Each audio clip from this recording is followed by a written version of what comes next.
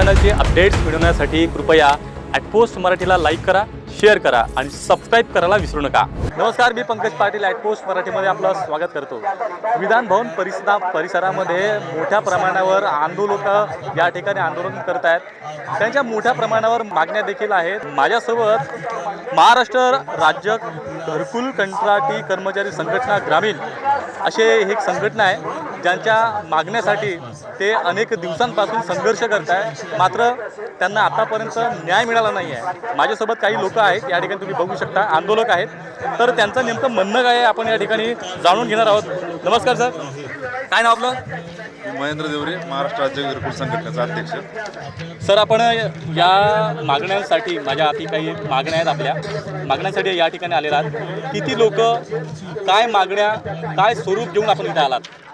आम्ही राज्यापासून तर राज्य, जिल्हा आणि तालुका स्तर असे 500+ लोक आम्ही सर्व आहोत। त्यात आमच्या प्रमुख 6 मागण्या आहेत। गेल्या 15 ते 20 वर्षापासून आम्ही या घरकुल विभागाकडे कंत्राटी म्हणून काम करत आहोत। या कंपनीकडून त्या कंपनीकडे, त्या कंपनीकडून त्या कंपनीकडे, अशा पद्धतीने आम्ही तुटक्या फुटक्या मानधनावर काम करत आहोत। आमची प्रमुख मागणी अशी आहे की शासन स्तरावर आमचा विचार करून आम्हाला ग्रामविकास विभाग किंवा जिल्हा परिषद प्रशासनावर आपलं आस्थापनेवर आम्हाला कायम करावं। दुसरी महत्त्वाची मागणी अशी आहे की याच्यावर पॉलिसी लागू करावी।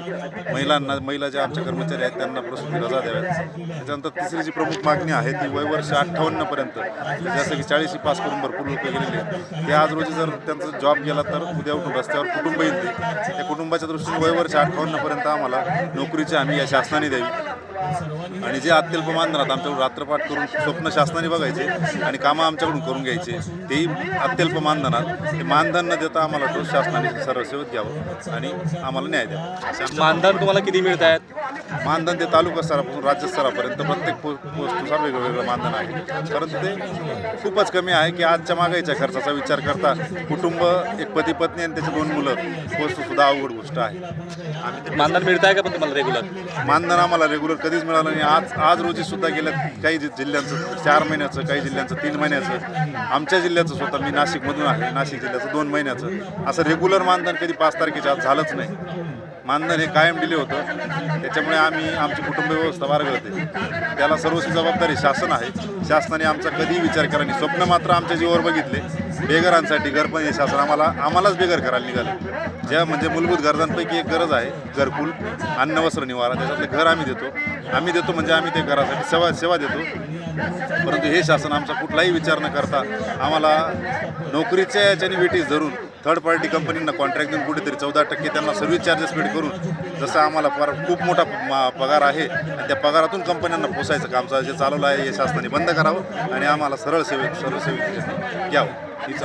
आपल्यासोबत किती लोक आहेत या ठिकाणी? कधीपासून तुम्ही संघर्ष करताय?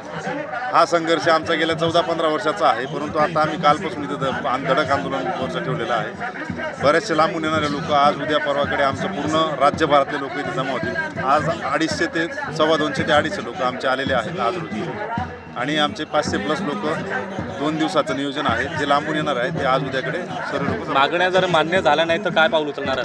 जर या निर्दयी शासनाने आमच्या मागण्या मान्य केल्या नाहीत तर आम्ही पुढचं पाऊल उचलून आम्ही मुंबईला मंत्रालयावर सुद्धा धडक मोर्चा ठेवू, परंतु आता आम्ही यावेळेस मागे सारणार नाही। कारण की या कंपन्यांच्या नादात लागून आमचे दोन मेंबर असे होते, एक गोंदियाचा आणि एक नाशिकमधला दिंडोरी म्हणून तालुका आहे, की हे लोक कामावर असताना वारलेत।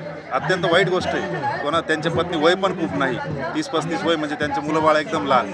आमच्याकडून यांनी ग्रॅज्युएटी कापायची, यांनी PF कापायचं, यांनी इन्शुरन्स काढायचे, आमचे कुटुंबाचे इन्शुरन्स काढायचे, मात्र आज रोजी त्या कुटुंबांना 1 रुपयाची मदतसुद्धा या शासनाने केलेली नाही किंवा या कंपनीने केलेली नाही। याला सर्वस्वी जबाबदारी शासन आहे। जर या शासनाने या कंपन्यांना कॉन्ट्रॅक्ट दिलं नसतं तर कदाचित आमचे ते पैसे आम्ही आमच्या त्या कुटुंबांना वापरले असते, किंवा जे रस्त्यावर लोक आलेत त्या लोकांना आम्ही सावरलं असतं। ते आम्ही आमच्या तुटक्या फुटक्या मानधनात एक माणुसकी आहे ना, त्याने आम्ही सर्व लोक मिळून त्यांना मदत केलेली त्या कुटुंबांना।